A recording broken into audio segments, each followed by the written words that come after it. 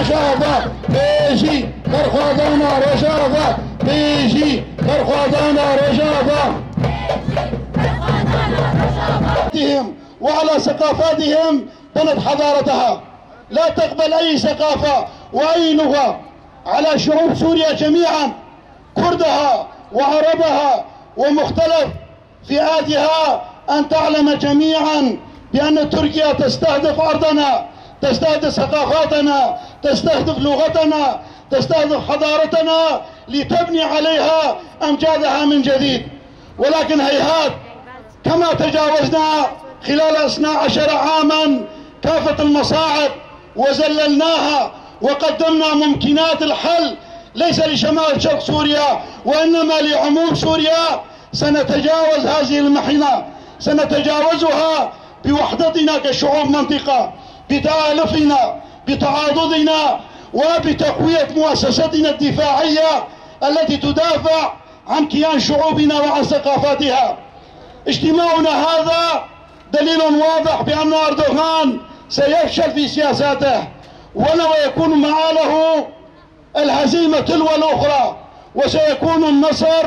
لإرادة الشعوب التي تناضل من أجل حقها، تناضل من أجل إرادتها، تناضل من أجل أبنائها وأحفادها لكي يعيشوا بأمان بسلام في أرضهم التاريخية التي بناها آباؤهم وأجدادهم بكدحهم وتضحياتهم.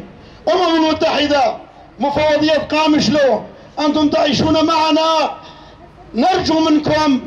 أن تكونوا أكثر عدلا وأكثر أنصافا بيننا وبين هذا الطاغي، أن تصلوا صوتنا إلى العالم الحر، إلى الديمقراطيين، إلى محبي الإنسانية، بأننا شعب آمن نريد الأمان ليس لنا فقط بل لجميع العالم، وأن ما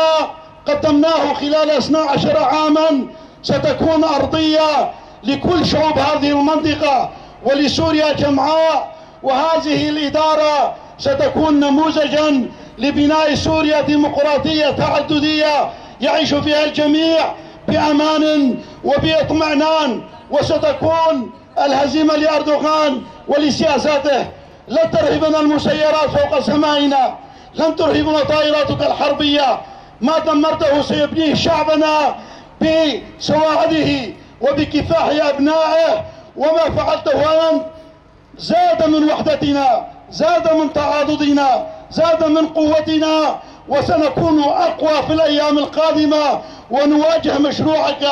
الفاشي الدكتاتوري في شمال شرق سوريا على أبناء شعبنا الكردستاني في كل مكان في أوروبا في الأجزاء الثلاث الباقية، أن تساندوا ثورة رجافة التي هي ستكون الانطلاقة من أجل تحرير كردستان وتحرير جميع شعوب المنطقة. عاشت شعوب المنطقة، عاشت وحدة شعوب شمال شرق سوريا. الموت لنظام أردوغان الفوشي، الموت لحزب العدالة والتنمية.